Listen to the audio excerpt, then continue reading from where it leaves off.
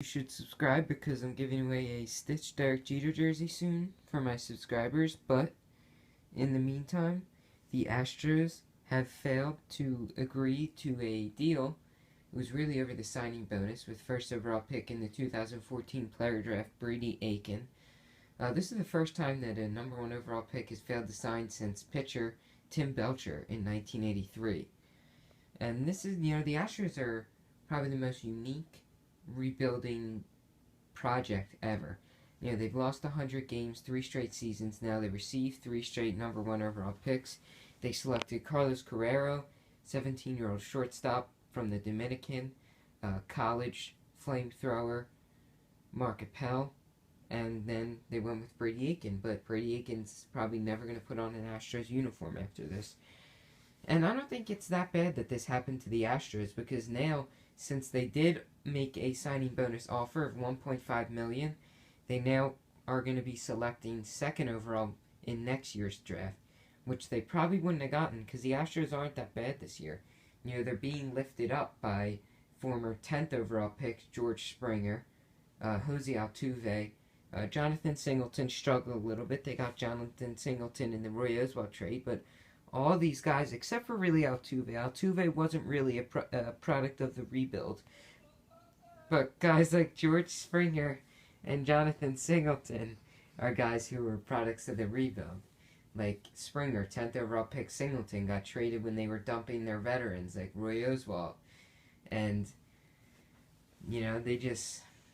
it's just the young talent that they do have can be incredible. I was a little disappointed they didn't go with Tyler Koleg, from the high school pitcher from Texas, who was actually the first ever high school pitcher to throw 102 miles an hour. I think that's incredible. I think he would have been a great one to develop in the future. But, they don't get Aiken. Now they have the second overall pick next year. What they're doing, their rebuilding project is so unique because they are tanking so dramatically. They're the only team to get 3 straight one overall picks, and now they don't even sign one of them. And they're saying they're going to take him to court because it was on purpose. They didn't sign him because Brady Aiken had elbow problems that they didn't know about when they drafted him.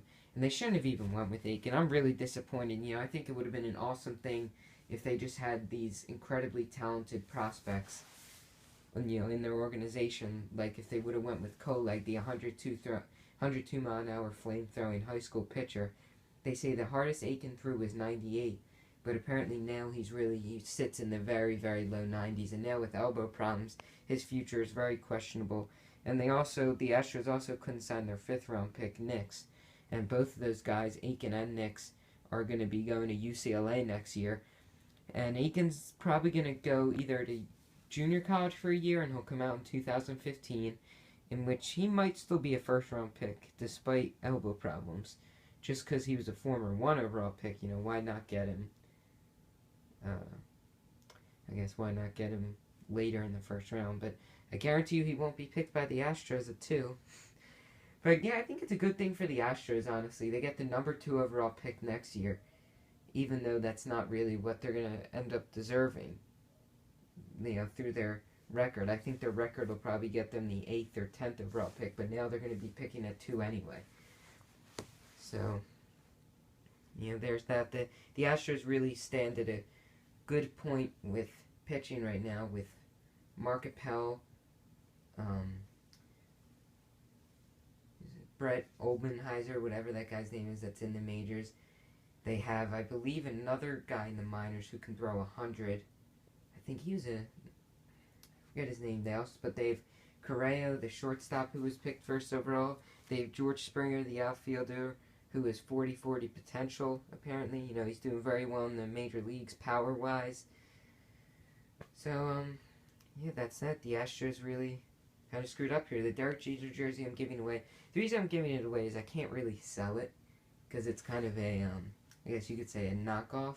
It's not really made by the company that other Major League jerseys are made by.